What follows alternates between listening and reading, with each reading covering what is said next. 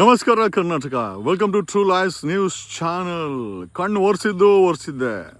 ಕಾಂಗ್ರೆಸ್ ಪಕ್ಷಕ್ಕೆ ತನ್ನ ಆಡಳಿತ ನಡೆಯುವಂಥ ದೊಡ್ಡ ದೊಡ್ಡ ತಪ್ಪುಗಳು, ಕ್ರೈಮ್ಗಳು, ಗಲಾಟೆಗಳು, ಹೆಣ ಬೀಳಿಸುವ ಕಾರ್ಯಗಳನ್ನು ಯಾವ ಮಟ್ಟದಲ್ಲಿ ಮುಚ್ಚಾಕ್ಬೇಕು ಅನ್ನೋದೇ ಒಂದು ದೊಡ್ಡ ಕೆಲಸ ಆಗಿದೆ. ಅದನ್ನು ಸಕ್ಸಸ್ಫುಲ್ ಆಗಿ ಒಂದು ಮಟ್ಟದಲ್ಲಿ ಮುಚ್ಚಾಕ್ತಾ ಇದೆ. ಈಗ ನಮ್ಮ ಬಳ್ಳಾರಿನಲ್ಲಿ 2 ಕಡೆ ಗುಂಡಾರಿಸಿ ಸ್ವಂತ ಪಕ್ಷದ ವ್ಯಕ್ತಿಯನ್ನು ಗುಂಡಿಗೆ ಬಲಿ ಕೊಟ್ಟು 25 ಲಕ್ಷ ಕಾಸು ಕೊಟ್ಟು ಕೈ ತೊಳ್ಕೊಂಡಂಥ ಇದೇ ಕಾಂಗ್ರೆಸ್ ಪಕ್ಷ ಈಗ ಶಿಡ್ಲಘಟ್ಟದಲ್ಲಿ ಈ ರಾಜೀವ್ ಗೌಡನ ಮೇಲೆ, ಮಾಧ್ಯಮಗಳ ಒತ್ತಡದ ಮೇಲೆ, ಜನರ ಒತ್ತಡದ ಮೇಲೆ, 7 ಕೋಟಿ ಜನರ ಒತ್ತಡದ ಮೇಲೆ, ಯಾಕಂತಂದರೆ ಎಲ್ಲ ಅಫಿಷಿಯಲ್ಸು ಕೆಟ್ಟವರಲ್ಲ, ನಿಜವಾಗ್ಲೂ ಪ್ರಾಮಾಣಿಕವಾಗಿ ಕೆಲಸ ಮಾಡಬೇಕು, ನನ್ನ ಕರ್ನಾಟಕಕ್ಕೆ ಸೇವೆ ಮಾಡಬೇಕು ಅನ್ನೋ ಒಂದು ಎಷ್ಟೋ ಜನ ಅಫಿಷಿಯಲ್ಸ್ ಇದ್ದಾರೆ. ಬಟ್ ಏನು ಅಂತಂದರೆ ಇವತ್ತಿನ ಭ್ರಷ್ಟಾಚಾರದ ವ್ಯವಸ್ಥೆ ಏನಿದೆ ಅವರನ್ನು ಕೈ ಕಟ್ಟಾಕ್ಬಿಡುತ್ತೆ. ಒಂದು ಚೆನ್ನಾಗಿರೋರು ಹಣ ಇಸ್ಕೊಂಡು ಭ್ರಷ್ಟಾಚಾರಿಗಳಾಗ್ಬಿಟ್ರೆ ಕೆಲಸ ಮಾಡೋಕ್ಕೆ ಹೋದಾಗ ಈ ರೀತಿ ಶಿಡ್ಲಘಟ್ಟದಲ್ಲಿ ಹೊಡಿತೀನಿ, ನುಗ್ತೀನಿ, ಬಡಿತೀನಿ ಅನ್ನೋ ರಾಜೀವ್ ಗೌಡ್ನಂಥವ್ರು ನುಗ್ಗಿಸ್ತೀನಿ, ಮುಗಿಸ್ಬಿಡ್ತೀನಿ, ಓಡಿಸ್ಬಿಡ್ತೀನಿ, ಏನು ಪದ ಬಳಸೋದವನು. ಇವನನ್ನು ಕಾಂಗ್ರೆಸ್ ಪಕ್ಷ ಬರೀ ಕಣ್ಣೋರ್ಸೋಕ್ಕೋಸ್ಕರ ಒಂದು ನೋಟಿಸನ್ನು ಕೊಟ್ಟು ಕಣ್ಣೋಡಿಸಿದೆ. ಇಂಥವ್ರನ್ನ ಪಾರ್ಟಿಯಿಂದ ಮುಲಾಜಿಲ್ಲದೆ ಡಿಸ್ಮಿಸ್ ಮಾಡಬೇಕು. ಅದನ್ನು ಬಿಟ್ಟು ನಾವು ನೋಟಿಸ್ ಕೊಟ್ಟಿದ್ದೀವಿ, ಅವನು ಉತ್ತರ ಕೊಡಲಿ. ಏನು ಡಿ ಕೆ ಶಿವಕುಮಾರ್ ಅವರ ಈ ವರ್ತನೆ ಏನಿದೆ, ಡಿ ಕೆ ಶಿವಕುಮಾರ್ ಅವ್ರಿಗೂ ಮೋಸ್ಟ್ಲಿ ಇಂಥ ವ್ಯಕ್ತಿಗಳೇ ಬೇಕು ಅನಿಸುತ್ತೆ. ಶಿಡ್ಲಘಟ್ಟದಲ್ಲಿ ಬೇರೆ ಪಾರ್ಟಿನ ಓಡಿಸಿ ಎಸ್ಟಾಬ್ಲಿಷ್ ಮಾಡೋಕ್ಕೆ ಇಂಥ ವ್ಯಕ್ತಿಗಳೇ ಬೇಕಾಗಿದೆ. ಅಲ್ಲ, ನಾವು ಪ್ರಶ್ನೆ ಏನಪ್ಪ ಅಂತಂದರೆ, ನೀವು ಎಲ್ಲನ ಮಾಡ್ಕೊಳ್ರಯ್ಯ, ಯಾಕೆ ನಮ್ಮ ಕುಲದ ಹೆಸರುಗಳನ್ನು ಕೂಡ ಕೆಡಿಸ್ತೀವಲ್ಲ. ಅಲ್ಲಿ ಅಮೃತ ಗೌಡ ಅಂತ ಆ ಹೆಣ್ಣು ಮಗಳು ಕೆಲಸ ಮಾಡೋಕ್ಕೆ ಹೋಗ್ತಾಳೆ. ಇವನು ರಾಜೀವ್ ಗೌಡ ಅನ್ನೋನನ್ನು ಕರ್ನಾಟಕ ಕಾಂಗ್ರೆಸ್ ಪಕ್ಷದ ಶಿಸ್ತು ಕಮಿಟಿ ಏನಿದೆ, ಬರೀ ಒಂದು ಆ ಬಳ್ಳಾರಿನಲ್ಲಿ ಹೆಣ ಬೀಳ್ಸಿದ್ದಕ್ಕೆ 25 ಲಕ್ಷ ಕೈ ತೊಳ್ಕೊಂಡು ಈಗ ಶಿಡ್ಲಘಟ್ಟ ರಾಜೀವ್ ಗೌಡನ ಕೇಸಲ್ಲಿ ಬರೀ ಒಂದು ನೋಟಿಸನ್ನು ಕೊಟ್ಟು ಇಂಥವ್ರನ್ನ ಪಾರ್ಟಿನ ಕಿತ್ತಾಕ್ಬೇಕ್ರಿ. ಏನು ಎಕ್ಸ್ಪ್ಲನೇಷನ್ ಕೊಡ್ತಾನೆ ಅವನು? ಏನು ನೀವು ಕೊಟ್ಟಿದ್ದು ನೋಟಿಸ್ಗೆ ಏನು ಎಕ್ಸ್ಪ್ಲನೇಷನ್ ಕೊಡ್ತಾನೆ?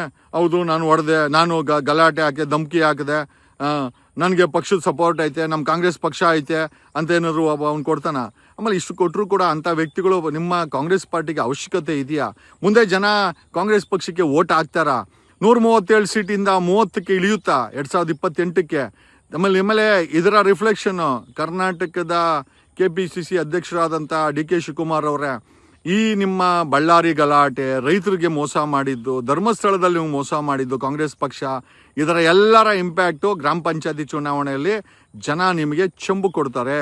ತಾಲೂಕ್ ಪಂಚಾಯತಿ ಚುನಾವಣೆಯಲ್ಲಿ ಜನ ಕಾಂಗ್ರೆಸ್ ಪಕ್ಷಕ್ಕೆ ಚೆಂಬು ಕೊಡ್ತಾರೆ. 3 ಪಕ್ಷಕ್ಕೂ ಕೊಡ್ತಾರೆ, ಬಟ್ ದೊಡ್ಡ ಚೆಂಬು ಈಗ ಆಡಳಿತ ಕಾಂಗ್ರೆಸ್ ಪಕ್ಷಕ್ಕೆ ಕೊಡುತ್ತೆ. GBA ಚುನಾವಣೆ ಮಾಡಿ ಬೆಂಗಳೂರು ಉಸ್ತುವಾರಿ ಆದಂಥ ಡಿ ಕೆ ಶಿವಕುಮಾರ್ ಅವರೇ 369 ಸೀಟ್ ಇದೆಯಲ್ಲ, 369 ಸೀಟು, ಅದು ಕೂಡ ನಿಮ್ಮ ನ್ಯೂಮರಾಲಜಿ ಪ್ರಕಾರ ನಂಬರ್ ಅಂತ ಯಾರೋ ನಿಮ್ಮ ಹುಡುಗರೇ ಹೇಳಿದ್ರು. ಅಲ್ಲಿ ಮ್ಯಾಕ್ಸಿಮಮ್ ಇಂಡಿಪೆಂಡೆಂಟ್ ವ್ಯಕ್ತಿಗಳು ಗೆದ್ಕೊಂಬತ್ತಾರೆ. ನೀವು ಬೆಂಗಳೂರು ಇನ್ಚಾರ್ಜ್ ಅಲ್ವಾ? 369 300 ಸೀಟನ್ನು ಗೆದ್ದು ತೋರಿಸಿ. ನೀವು ಬೆಂಗಳೂರಲ್ಲಿ ಏನೋ ಟಾರ್ ಹಾಕಿ ಬಿಟ್ಟರು ಅಂತ ಗುಂಡಿ ರಸ್ತೆಗಳು, ಕಳೆದ 30 ವರ್ಷದಲ್ಲಿ ಕಾಣೆ ಆಗಿರುವ 1250 ಕೆರೆಗಳು, 70,000 ಕೆರೆ ಜಾಗ ಬ್ಲಾಕ್ ಆಗಿರೋ ಶಾಮರ್ ಡ್ರೈನ್ಗಳು, ಬೆಳಗ್ಗೆ ಪ್ರತಿದಿನ 7,000 ಟನ್ ಕಸ ಬಿಸಾಕ್ತಾ ಇರೋ, ಬೆಂಗಳೂರಿನ ಕಸ ತೊಗೊಂಡೋಗಿ ರೀಸೈಕಲ್ ಮಾಡ್ತಾರೆ ಬಿಸಾಕ್ತಾ ಇರೋದು, ಬೆಂಗಳೂರಿನಲ್ಲಿ ಏರುತ್ತಿರುವ ಟ್ರಾಫಿಕ್ಕು, ಭ್ರಷ್ಟಾಚಾರ, ಎಲ್ಲದಕ್ಕೂ ಲಂಚ, ಆಮೇಲೆ ಅತಿ ಹೆಚ್ಚಿನ ಭ್ರಷ್ಟಾಚಾರ ಕಣ್ಣು ಕಾಣಿಸ್ತಾ ಇರೋದು ಪೊಲೀಸ್ ಇಲಾಖೆಯಲ್ಲಿ 200 ಜನ ಕರ್ನಾಟಕ ಪೊಲೀಸರು ಅಧಿಕಾರಿಗಳು ಸಸ್ಪೆಂಡ್ ಆಗಿದ್ದಾರೆ. 2026 ಫಸ್ಟ್ ವಿಕೆಟೇ ಬಳ್ಳಾರಿ. ಅತಿ ಹೆಚ್ಚಿನ ಭ್ರಷ್ಟಾಚಾರ. ಧರ್ಮಸ್ಥಳದ ವಿಚಾರದಲ್ಲಿ ನೀವು ನ್ಯಾಯ ಕೊಡ್ತೀವಿ ಅಂತೇಳಿ ನೊಂದವರ ಬಾಯಿಗೆ ಬೆನ್ನಿಗೆ ಬರ್ರೆ ಹೇಳಿದ್ರಿ. ಕಬ್ಬು ಬೆಳೆಗಾರರಿಗೆ ಏನೋ ಭಿಕ್ಷೆ ಹಾಕತ್ತಾರ, ಏನೋ ರೇಟ್ ಕೊಟ್ರಿ.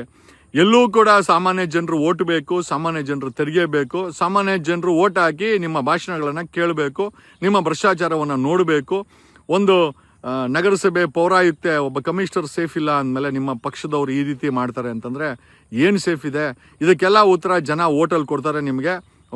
ಮುಂದೆ ಬರುವ ಎಲ್ಲ ಚುನಾವಣೆಗಳಲ್ಲೂ ದೊಡ್ಡ ಮಟ್ಟದಲ್ಲಿ ಕಾಂಗ್ರೆಸ್ ಪಕ್ಷಕ್ಕೆ ಚೆಂಬು ಕೊಡ್ತಾರೆ ಅಂತ ಹೇಳ್ತಾ, ಮೊದಲು ಕಾಂಗ್ರೆಸ್ ಪಕ್ಷ ರಾಜೀವ್ ಗೌಡನನ್ನ ಪಾರ್ಟಿಯಿಂದ ಡಿಸ್ಮಿಸ್ ಮಾಡಬೇಕು ಅಂತ ಹೇಳುತ್ತಾ, ಆಗಲಿಲ್ಲ ಅಂತಂದರೆ ಜನ ನಿಮಗೆ ಉತ್ತರ ಕೊಟ್ಟೇ ಕೊಡ್ತಾರೆ ಅಂತ ಹೇಳ್ತಾ, ನಾನು ನಿಮ್ಮ Jagadish from true Lies news channel. ಧನ್ಯವಾದಗಳು.